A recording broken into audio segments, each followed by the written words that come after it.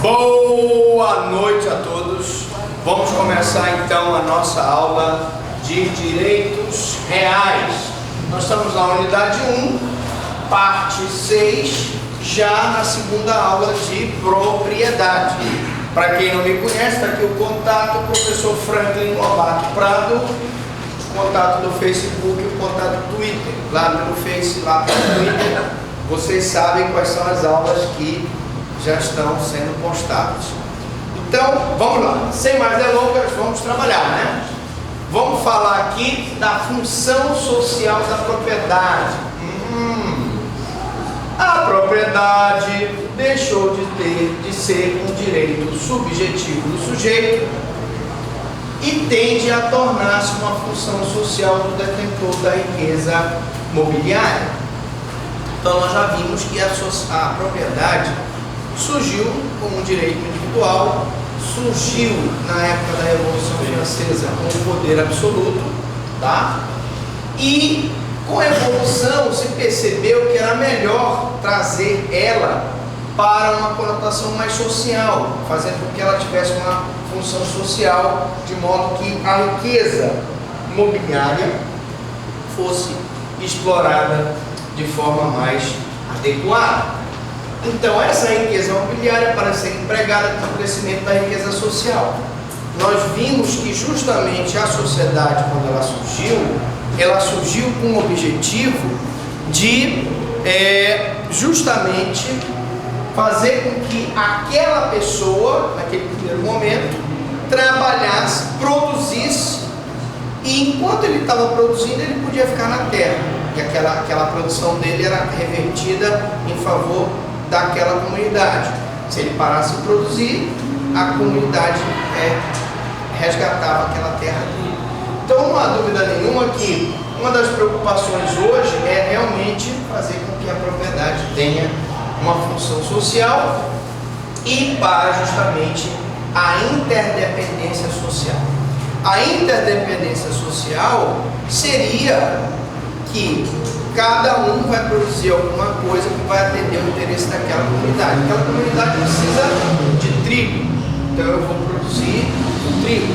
Aquela comunidade precisa de algodão, uma propriedade que vai produzir algodão. Outros vão precisar da propriedade para ter um rebanho, porque aquela sociedade precisa de carne. E assim nós vamos então, através da função social da propriedade, atendendo os interesses daquela comunidade. Como eu digo, essa aula é gravada ao vivo e a cores, então se eventualmente no vídeo sair o som do carro, é porque não tem aqui, não é um estúdio, eu sou o diretor, o escritor, o roteirista, o cinegrafista e tudo mais, então por favor. Isto porque só o proprietário pode executar uma certa tarefa social. Não há dúvida nenhuma que só o proprietário pode fazer a moradia, colocar a sua família, produzir aquele determinado produto ou criar aquele determinado animal para atender às conveniências sociais. Só pode aumentar a riqueza geral utilizando o seu próprio patrimônio. Então ele vai investir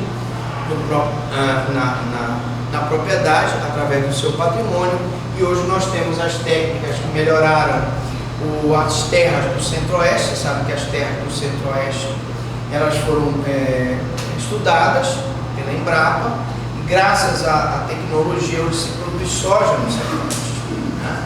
E nós podemos muito bem fazer do Norte, do Nordeste grandes produtores. Nós temos, por exemplo, ali o Vale do São Francisco, que produz uva de excelente qualidade, né? Dizem até que quando não tem muita água, a uva fica melhor. Agora nós tivemos uma seca em São Paulo e a produção do vinho de São Paulo foi melhor. Então veja que tudo, a tecnologia e a riqueza em favor da tecnologia e do patrimônio faz com que aquela pessoa trabalhe para aumentar o seu patrimônio e ao mesmo tempo atender a necessidade da comunidade. A propriedade, nesse sentido, não é um direito intangível, e sim um direito em constante mudança. Nós vimos que o direito romano tinha um conceito de propriedade, o direito canônico teve outro conceito, o direito medieval conceito, o direito bárbaro teve um outro conceito. Quando nós chegamos à Revolução Francesa, nós tivemos aquele conceito absolutista, e hoje nós voltamos ao conceito mais social da propriedade. Então, assim como o direito, o conceito da propriedade muda através do tempo para moldar as necessidades sociais às quais deve responder. Então, quando houve a Revolução Russa, né, revolução que criou a União das Repúblicas Socialistas Soviéticas em 1917, em que o Vladimir Lenin chefiou, e depois quem implementou, na verdade, foi o nosso querido Iosif Vissarionovich Dukashvili. Você sabe quem é, não é? O Iosif Vissarionovich Dukashvili, não conhecem? É o Joseph Stalin. O Joseph Stalin, atendendo uma concepção socialista de propriedade, ele então socializou os meios de produção, e através de uma economia planificada. Então veja que, dependendo das necessidades sociais, a sociedade responde diversamente. Então, durante muito tempo, quando nós tínhamos a União Soviética, nós tínhamos uma sociedade privada. Depois que houve a derrocada do Muro de Berlim, se derrubou o Boris Yeltsin, aí se voltou então ao conceito de sociedade privada. Conceito então. Propriedade, né, é um direito real que recai diretamente sobre a coisa. Você, como proprietário, você tem aquele direito pela coisa que é própria. Cada um de vocês tem o direito ao relógio, à aliança, ao sapato, à roupa, à gravata, enfim. E que é independente, né, tanto para o seu exercício quanto para a prestação de quem quer que seja. Você pode exercer esse direito de propriedade, gozando, fluindo, dispondo, independentemente de qualquer coisa que não seja o seu próprio desejo. Você pode vender, você pode alugar, enfim, tá? Sendo conferido ao titular o direito de usar, como eu disse, ele pode usar, dispor, vender, e de reivindicar a coisa das mãos de quem quer que injustamente a detém. E aí nós voltamos à explicação dos interditos proibitórios. Se a pessoa é ameaçada, ela tem um interdito proibitório. Se ela é turbada, ela tem a manutenção de posse. Se ela é esmulhada, ela tem a reintegração de posse. Todas essas ações se refletem justamente nesse direito de reivindicar a coisa de quem quer que justamente a detém. Aí nós queremos falar agora do domínio. O domínio, gente, é distinto dos demais direitos reais. Ele vem do dominus, que significa dono, por incidir sobre a coisa própria, né? A pessoa que é dona, ele tem o que nós chamamos de animus dominis. O animus dominus, ele significa querer ter a coisa como sua, querer ser proprietário. Domínio é o direito real que vincula. Se você tem um direito real sobre aquela coisa está vinculada a você. Legalmente, submete o poder absoluto de nossa vontade à coisa corpórea. Segundo Lafayette, é um conceito antigo do Lafayette, em que, se você é proprietário, você está submetendo aquela coisa corpórea a um poder absoluto de nossa vontade. Você é um proprietário de um veículo, você quer vender, você vende o veículo, então direito absoluto de vender. Você tem um imóvel, você quer vender, você vende. Então, a coisa corpórea está submetida ao nosso desejo. Direito subjetivo. O direito subjetivo aqui representa o vínculo jurídico, né? Já o domínio, o liame que se estabelece entre o proprietário e a coisa que se vincula. Então preste atenção. Direito subjetivo representa o vínculo jurídico. Eu tenho o direito subjetivo de vender aquela propriedade se eu quiser. tranquilo, sem problema nenhum, tá? E o domínio é um liame que une, que estabelece um nexo causal entre o proprietário e a coisa que a ele está vinculada, tá? Então, se eu quero alugar aquele imóvel, eu tenho um desejo, eu sou o proprietário, eu posso alugá-lo, desde que eu o faça de acordo com a lei. Se eu vou vender uma propriedade, eu vou poder fazer. Agora tem um detalhe interessante, né? Vocês já devem ter observado aqueles imóveis que são tombados pelo patrimônio histórico, cultural, artístico, paisagístico.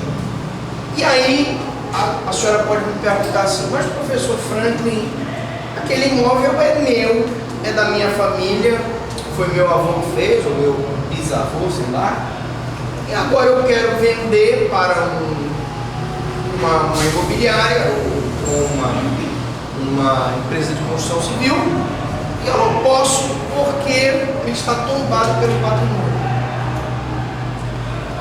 Um dos grandes problemas hoje que nós vemos, né, é justamente os prédios que são tombados pelo patrimônio. Então, por exemplo, na Paulista, existiam alguns casarões da época do Matarazzo. Inclusive, onde era o casarão da família Matarazzo, hoje está sendo construído um shopping.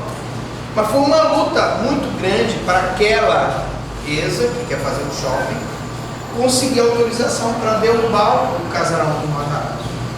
E daí você vê então que esse poder, esse domínio, na verdade, pela questão da função social da propriedade, não é absoluto. Por isso que eu digo que esse conceito absoluto do domínio, ele não é absoluto, pelo menos no nosso direito brasileiro, muito embora em momentos históricos, como na Revolução Francesa de 1789, se tinha uma noção absoluta da propriedade, tá? Então, ele representa, de certa forma, um universo de pessoas obrigadas a uma relação passiva de não culpar o direito de seu titular. Eu tenho o direito de não ser ameaçado na minha posse, na minha propriedade, de não ser turbado e de não ser esmulhado. É um direito meu. E existe um conjunto de normas de direito civil que regulam a conduta do indivíduo em sociedade no que tange a posse e a propriedade, que diz que aquele cidadão não pode fazer esse tipo de coisa, não pode turbar, ele tem o direito de não ser turbado, sendo esse direito tutelado pela lei. Então, se eu for turbado, se eu for esbulhado, se eu for ameaçado, eu vou ter sempre um interdito proibitório à minha disposição. Professor, isso é um direito subjetivo? É um direito subjetivo, o direito de pleitear. O direito, deixa eu te explicar para você entender o que é o direito objetivo e o direito subjetivo. O direito objetivo é o conjunto de normas que diz que o cidadão não pode invadir, não pode ameaçar, não pode turbar, não pode esbulhar. Se o cidadão, mesmo com esse conjunto de normas, que é o direito, ele desrespeita esse direito, surge o teu direito subjetivo de invocar a tutela do Estado através de uma ação de interdito proibitório, através de uma ação de reintegração de posse, através de uma ação de manutenção de posse, para fazer valer o teu direito.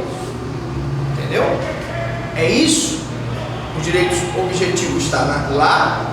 Quando ele é violado, surge para o cidadão o direito subjetivo de invocar a tutela do Estado. Falamos sobre isso aqui, né? O uso, o gozo da coisa pressupõe necessariamente a sua disposição. Eu só posso usar e gozar e dispor da coisa se eu tiver possibilidade de fazer, é o que eu disse. Se eu tiver um bem tombado pelo patrimônio público, um casarão histórico, né? Por exemplo, o casarão, existem vários, casarão Pinho, né? O casarão Pinho é o Palacete Pinho, ou Palacete Bolônia. Que mais? Alguém mais pode citar? Essas formações aí de ferro que nós temos, né? Aquela caixa d'água que tem ali, que é também tombada. Todos esses imóveis representam uma fase importante, né? Que é a Belle Époque, né? Uma época em que Belém estava no auge da riqueza da baixa, povos representam essa parte histórica que deve ser preservada, porque através da história que a gente conta a nossa própria história. Então, aí essa disposição desse bem já vai estar impedida por ser tombado pelo patrimônio. A ação de reivindicação, que é uma ação petitória, porque ela está aí se baseando na propriedade, é conferida ao dono para recuperar a coisa. Então eu disse para vocês, numa aula passada, que o possuidor tem o direito de sequela. Aqui eu estou dizendo que o proprietário tem o direito de sequela, que é o direito de reivindicar a coisa de quem quer que injustamente a detenha. Um banco financia, por exemplo, o teu carro, tu pagas o teu carro parceladamente, e aí você paga o primeiro, segundo, terceiro, já na sexta prestação você não tem condições, não paga. Tem aí 30 prestações. O banco vai entrar com a medida, o direito de sequela, para reivindicar aquele bem que é do banco. O banco financiou, você não pagou, isso ele vai reivindicar. Então ele vai entrar com uma ação reivindicatória, né? Uma busca e apreensão, conferida ao dono para recuperar a coisa, pelo qual o proprietário exerce o seu direito de sequela. O direito de sequela é justamente aquele direito de reivindicar a coisa de quem quer que justamente a detenha. Noção de patrimônio.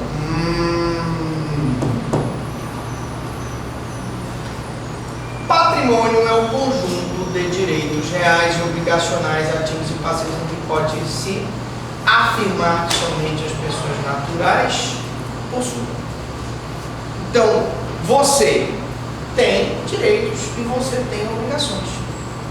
Teus direitos: trabalha, você vai, você tem o teu salário. Obrigações: você tem água, luz, telefone, condomínio, escola das crianças para pagar, não é isso? Ativos: você deve ter um imóvel, você deve ter um carro, você deve ter um sítio, uma fazenda. Passivo: você tem dívidas. Ativos também incluem que você tem no banco numerado. Por exemplo, aquele rapaz lá de trás, você olha para ele e você vê que é um homem que está cheio da grana. Né? É um ativo, né?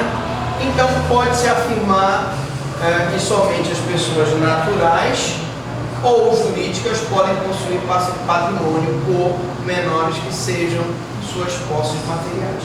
Então todos nós aqui, teoricamente, temos patrimônio. Temos não só o ativo como o passivo, não só direitos como obrigações, né? Seria interessante que nós só tivéssemos o ativo.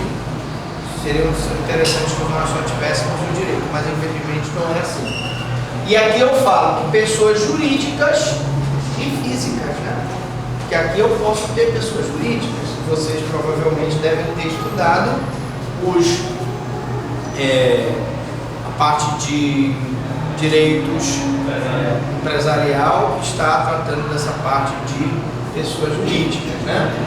Que perdura por toda a existência, sendo uno e indivisível, né? Esse patrimônio, evidente, enquanto você existir, ele vai durar, e evidentemente você pode passá-lo através de uma transmissão inter vivos ou causa morte para o seu herdeiro legítimo ou testamentário. Tá, professor Franklin, e qual a natureza jurídica da propriedade? O direito de propriedade é absoluto, entre aspas, né? Exclusivo e perpétuo, até prova em contrário. Absoluto, porque não há dúvida nenhuma que você, sendo proprietário, você tem poder absoluto sobre a coisa. Você pode vender, você pode alugar, você pode emprestar, desde que esse direito não tenha impedimento legal. Um tombamento, uma desapropriação, uma servidão, né? Imagina que você tem uma fazenda, você vai vender a fazenda, dentro da fazenda tem uma servidão que passa a fiação elétrica, aquele linhão Aquela servidão te limita a venda da tua fazenda. Tu pode vender a fazenda, tudo bem, é tua. Mas o linhão, tu tens que avisar para o comprador, diz, olha, isso aqui é uma servidão. Eu vendi para a Eletronorte esse linhão, uma servidão. Tu pode até ficar com a fazenda, mas o linhão vai ter que ficar lá, tu não pode mexer no linhão. Entendeu? Ele pode vender a propriedade e ficar com o óleo? Não, não é certo. Ele pode ficar com os lucros. Ele está dizendo que não se paga o pedágio lá. Depende do contrato. Quando tu vendes, nenhuma pessoa sem consciência vai aceitar comprar uma propriedade e o vendedor ainda ficar recebendo o pagamento pela servidão dentro da propriedade. Não existe isso. Não existe isso. Bom, pelo menos eu não conheço, tá? Pode até ser que exista. Por exemplo, o índio. Quando o índio ele permite que passe a ferrovia na terra dele, ele está sendo regiamente pago pela empresa mineradora que vai passar os trens por ali. E se o índio faz negócio com o branco, primeiro, dificilmente ele vai vender as terras indígenas porque existe uma limitação constitucional. E aí nós não temos mais o direito absoluto. E segundo, que se ele pudesse, ninguém vai aceitar comprar a propriedade e a servidão, o recebimento daquela servidão ficar para outra parte, né? Exclusivo porque é dele. Só se for uma propriedade coletiva, um condomínio, aí não vai ter né? Não é exclusivo. O coletivo é com posse, nós vimos na posse. Perpétuo, porque dura a vida toda, né? Enquanto você tiver vida, você tem aquela propriedade. Morreu, passa para os teus filhos, até prova em contrário, porque em muitas situações eu tenho situações de propriedade temporária, né? Eu tenho situação de propriedade que o direito não é absoluto, é relativo, eu tenho propriedade que não é exclusiva, então até prova em contrário, a natureza jurídica é absoluta, exclusiva e perpétua. Bom, professor, e em relação à natureza humana? Muitos dizem que o direito de propriedade em função da chamada teoria da natureza humana é inerente à própria natureza do homem em condição de subsistência. Alguns doutrinadores afirmam categoricamente que o homem necessita ter uma propriedade. E a propriedade faz dele, nós vamos ver já, uma pessoa independente. Se ele tem uma propriedade, ele é o dono, ele é o domínio, é o senhor, e ele produz na sua própria propriedade, ele se livra de estar nas mãos da outra pessoa, como apenas um trabalhador em que o proprietário é que vai receber pelos meios de produção. É pressuposto de sua liberdade. No passado, quem não tinha terra, ou quem tinha suas terras conquistadas pelos conquistadores, virava escravo, né? Perdia a liberdade, perdia a terra. Posição defendida pelos partidários do direito natural. Então aqui existe uma teoria naturalista, ou naturalista, de que a propriedade seria inerente à natureza humana. Nós precisamos ter. Bom, eu não vou aqui dizer que sim, nem que não. Se você perguntar para um cubano, ele vai dizer que não. Né? Se você perguntar para um americano, ele vai dizer que é ótimo. É ótimo, porque vai abrir um precedente para ele entrar na Amazônia e ficar aí. É lógico, Amazônia. Mas enfim. Mas eu não, aqui nas nossas aulas a gente não pretende colocar questões políticas. Nós colocamos questões que podem cair na prova, da OAB, de concurso público, e, enfim, pode ajudar o aluno que está assistindo às nossas aulas. Né?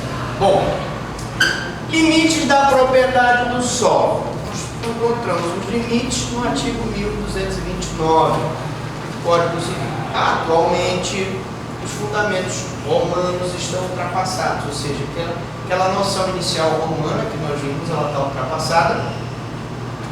E o solo limita-se às necessidades de utilização do proprietário.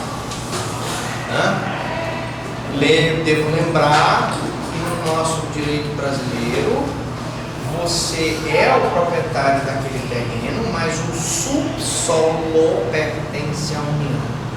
Se eu acho uma jazida de ouro, uma jazida de petróleo, eu tenho que, obrigatoriamente, uma limitação do meu direito de propriedade, tá? O limite é dado pelo justo interesse do proprietário. Lógico que o proprietário tem o justo interesse de produzir ou não, de prestar ou não aquele serviço na sua propriedade. Sujeitos. Pessoas naturais e jurídicas de direito público e privado. Quem é o sujeito da propriedade? É você, que é o dono da terra. É a empresa, que é o dono daquele imóvel. A capacidade para ser sujeito do direito de propriedade não se confunde com a capacidade para aquisição. Então eu posso ter uma pessoa jurídica vendendo para uma pessoa física vendendo para uma pessoa jurídica, eu posso ter a administração pública vendendo bens para o particular, posso ter o particular vendendo bens para a administração pública, colocando bens para a administração pública, sem problema nenhum. A aquisição pressupõe um título e requer capacidade de fato. Como eu disse, se tratar de bens imóveis, cuidado com as perguntas de prova. Nós precisamos da escritura pública, lavrada em cartório de títulos, né? Registro de imóveis. E a capacidade de fato. Porque se trata de uma pessoa que sofreu um processo de interdição e curatela, o interditado pode praticar a sua vida civil. Se é uma pessoa que é incapaz, ela não está representada, ela não pode praticar a sua vida civil. Então eu tenho várias situações em que a pessoa não tem capacidade de fato. A escritura pública seria o requisito do ato jurídico da formalidade. E a capacidade de fato seria o requisito do ato jurídico da capacidade. Você sabe que não preenchidos os requisitos do ato jurídico, esse ato jurídico pode ser declarado nulo. Diga. Professor, esse caso aí não só entra na escritura no registro, né, professor? Para dar. Sim, só já explicou que a escritura pública ela tem que ser registrada no cartório de títulos e documentos. Alright? Limitações do direito de propriedade. O direito de propriedade é mais amplo a pessoa em relação à coisa. Se eu sou proprietário daquela coisa, eu posso dispor daquela coisa, tá?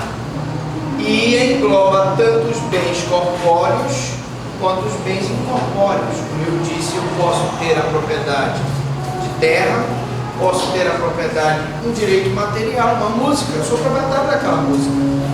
Tenho o meu direito autoral sobre aquela música. Móveis ou imóveis, mas impõe também limitações. A Constituição Federal traça as normas programáticas para a função social da propriedade.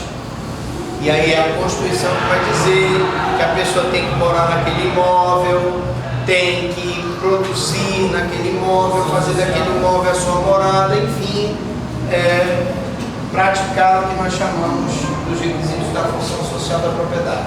Sendo que há no subsolo riquezas independentes do solo e de seu proprietário, que foi o que nós falamos ainda há pouco, que é mais uma limitação ao poder absoluto da propriedade. Você é o dono da terra, mas se encontrar em ouro, petróleo, você obrigatoriamente tem uma limitação em relação à exploração daquela riqueza. Não é de total interesse da propriedade privada. Aí não, porque o subsolo é da União.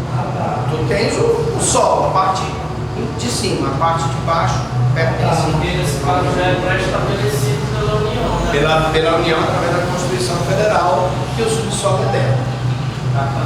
Assim sendo, inúmeras são as limitações de ordem administrativa, tais como proteção ao patrimônio histórico, acabei de falar.